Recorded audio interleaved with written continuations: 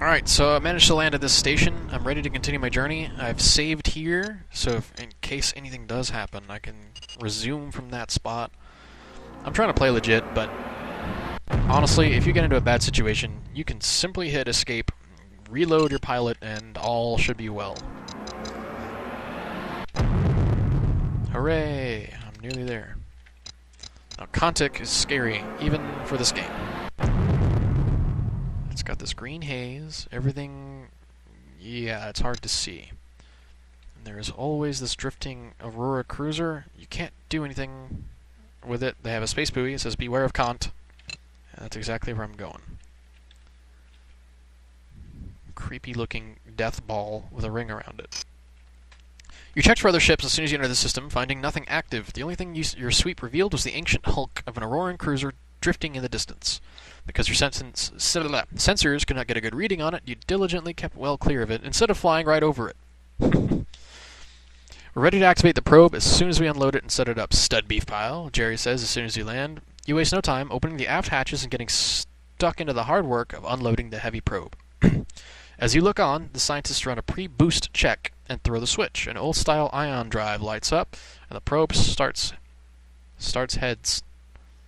heading up into the unknown. I'll go ahead and fix that for you guys. It'll take a long time to return any useful data, but perhaps in a couple hundred years, we will find the first of a new series of jumps to take us to uncharted space. Jerry gazes wistfully at the rapidly diminishing probe. You admire his patience and begin to set a course to take them back to Sol and back to the Federation. Now I've got to go all the way back, but at least I know where I'm going-ish. Oh my god, still plenty of opportunity to get blown to shit on the way home. But hopefully we do make it. Never really a whole lot of pirate incursions out here because everybody stays the hell away from this place. You and Jerry and his team are the only people crazy enough to try to go there. But look, we came back alive. Oh god.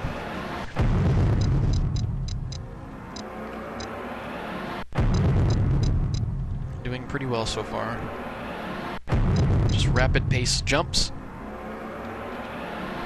Not giving the engines any time to cool off, but then again, you don't actually have to worry about heat. It's just this game leaves a lot to your imagination.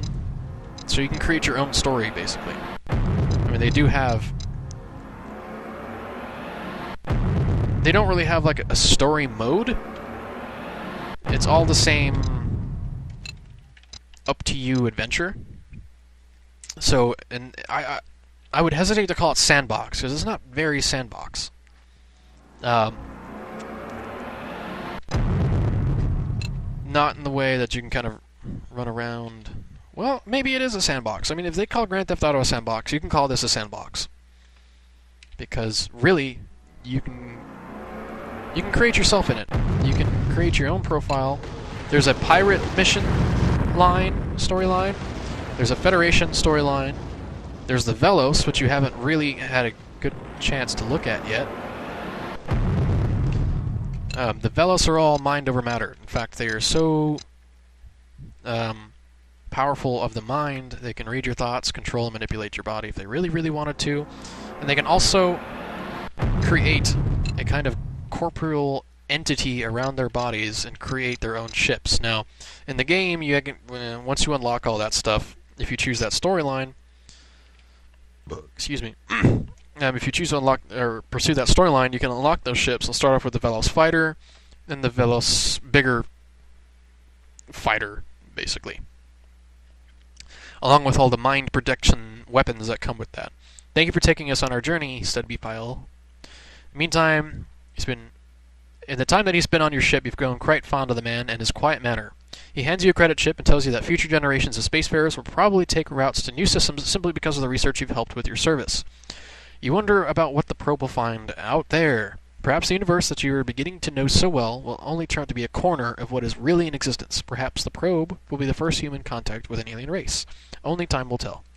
Now, as the game sits, I don't think there's anything that ever comes of that. Ooh. Oh, okay. This one gets interesting. I'll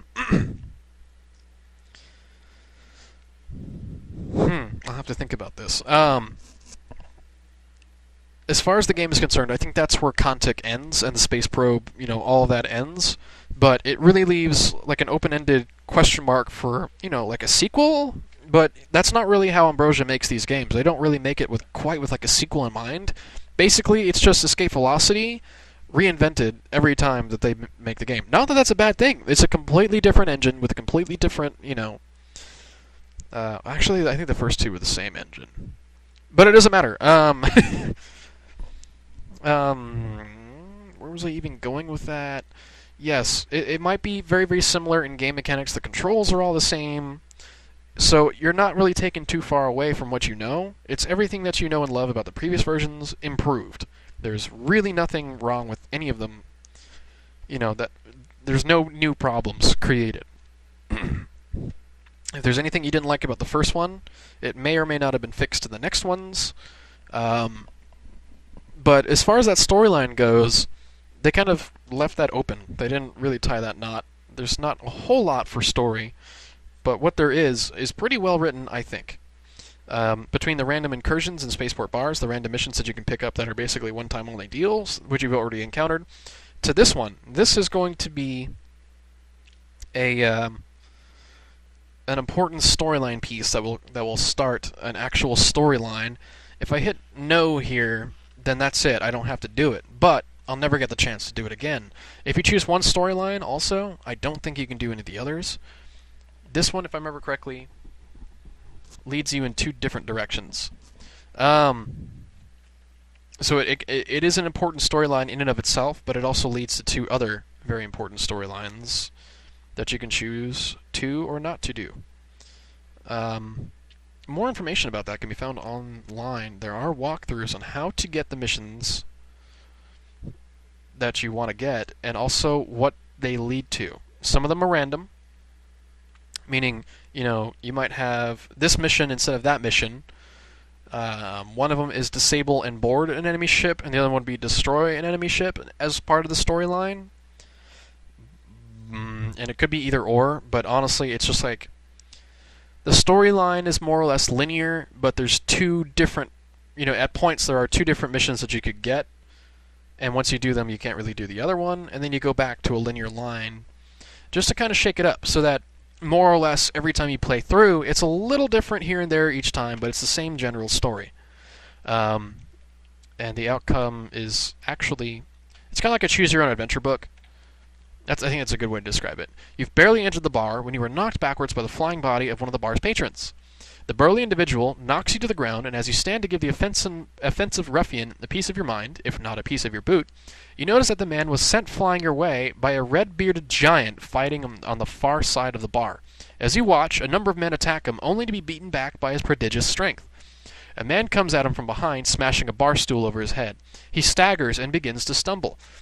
His sneaky attacker begins to draw a knife, and you feel as if you should help the man before he is stabbed in the back by a cowardly attack. You quickly jump into action, smashing your fist into the other man's face. He falls backward as your fist comes away, stained with blood. The giant shakes his head and with a roar launches himself at the remaining ruffians. As you watch, the fight ends in a quick and brutal flurry of blows. In a matter of seconds, the floor is strewn with unconscious bodies. The man turns to you and offers his huge hand. "Thanks for your help," he says in a thick brogue. "Can I get you a drink?" You nod your assent as he turns to a dazed-looking barman and orders 2 drinks. You make a mental note not to drink in dockside bars anymore, and turn your attention to the man beside you. He stands about 6.5 feet tall and looks as if he could pull apart leviathans, pictured here, with his bare hands. He has a shock of bright red carrot-colored hair and very pale skin. He turns to you and hands you a huge drink as black as pitch and as thick as fresh cream. Not Guinness. He raises his glass to you in a silent salute and takes a long pull on his drink. You follow suit and are surprised by the thick, bitter taste that fills your mouth. So was she. It is at once revolting and enticing, and you don't know quite what to make of it. You guess that you should be polite and finish it, but you don't know if you'll be able to. Many hours later, you and your new friend, Micheline Huge, I'm going to say, stagger from the bar. The manager slams the door behind you and locks it quickly, and you get the distinct impression that he was not happy that the 2 loudest patrons were also the last to leave.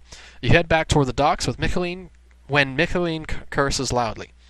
You follow his gaze as best as you can, and see a heavily modified Thunderhead being locked down by the port authorities. Michelin shouts abuses at them in his strange tongue, but it makes no difference. Before they leave, they give him a notice to the effect that he had outstanding storage debts and that his ship was impounded until he pays them back.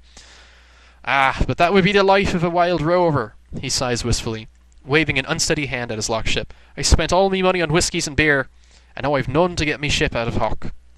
He slumps down next to the ship and puts his head in his hand.